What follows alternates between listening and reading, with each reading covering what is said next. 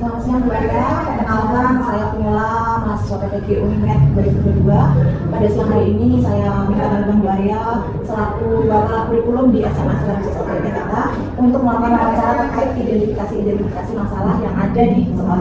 Yang pertama, tentang pedagogi, yaitu kemampuan guru dalam mengelola pembelajaran di kelas ya Pak ya. Pertanyaan yang pertama, menurut Bu Arya, apa saja faktor yang menyebabkan rendahnya motivasi belajar pada peserta didik?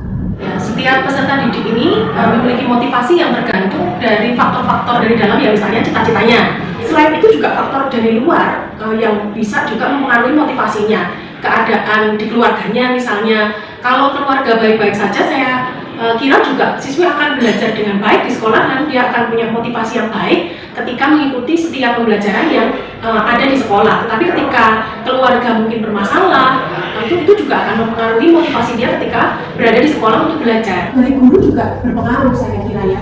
Guru yang menyenangkan, guru yang memiliki media pembelajaran yang menarik, yang bisa mengajak peserta didik untuk aktif.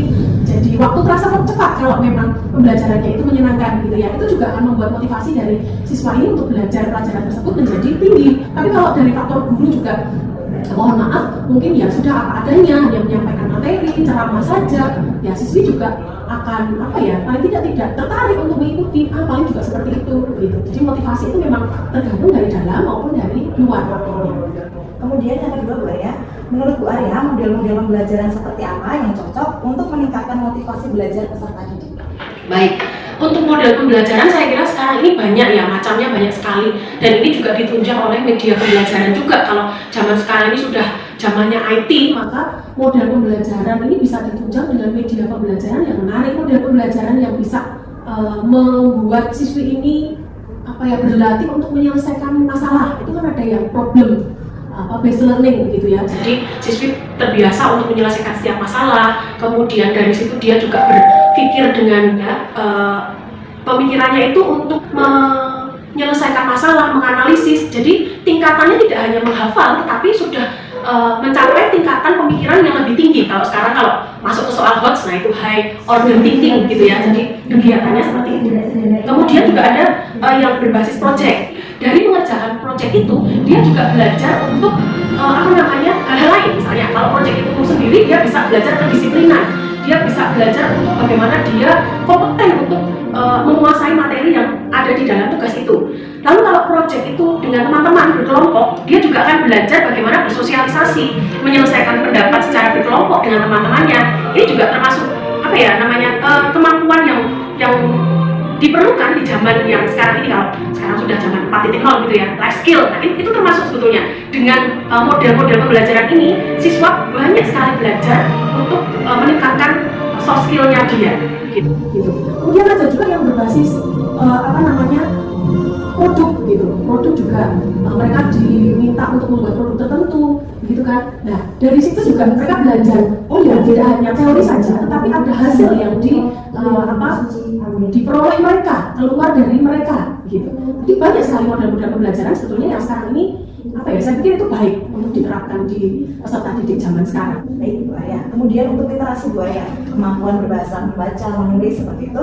Yang pertama menurut Bu Arya, apa yang menyebabkan rendahnya minat baca peserta didik? Sebetulnya ini bisa disiasati dengan media ketika mereka belajar untuk literasi ya. Karena literasi tidak hanya buku.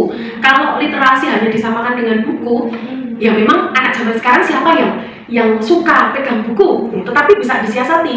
Misalnya dengan HP, ya kan? Buku juga ada yang digital, gitu kan? Memang ada hal negatif dari sana, tapi untuk kemampuan membaca, saya kira nggak apa-apa itu diterapkan. Memang batas-batas tertentu harus dikendalikan juga selain untuk hal positif begitu. Dan lagi untuk membaca, ini kan tidak hanya membaca dalam arti teks ya Bu Lola. Literasi itu mencakup banyak hal. Ya, literasi numerasi, literasi teknologi itu juga literasi kan. Kemudian ini juga harus ditemukan dari guru juga. Ya, literasi ini bisa masuk ke semua mata pelajaran di sekolah, tidak hanya mata pelajaran bahasa atau matematika saja. Kemudian menurut Bu Arya ya, bagaimana solusi atau media pembelajaran apa yang cocok untuk memenuhi peserta didik supaya lebih memahami materi tentang lingkungan atau komunikasi seperti itu? Ya, kalau mereka mau, ini kan termasuk keterampilan ya, literasi itu termasuk keterampilan, maka keterampilan itu sama dengan pembiasaan sebetulnya. Kalau mereka terbiasa untuk diajak ya untuk berliterasi, maka mereka juga akan terbiasa. Guru sebenarnya juga harus memberikan kebiasaan. Kalau tadi yang numerasi itu bagaimana cara meningkatkan atau solusinya, maka harus dibiasakan untuk memberikan literasi numerasi, harus dibiasakan gitu. Misalnya kalau di pelajaran yoga, bagaimana mengukur gram-graman, itu juga dibiasakan. Membaca resep itu kan ada hitungannya gitu, dari kilo menjadi gram, dari liter menjadi mungkin gram juga. Kalau alatnya tidak ada, itu juga harus fleksibel gitu kan. Harus dibiasakan. Kalau operasi ya harus diajak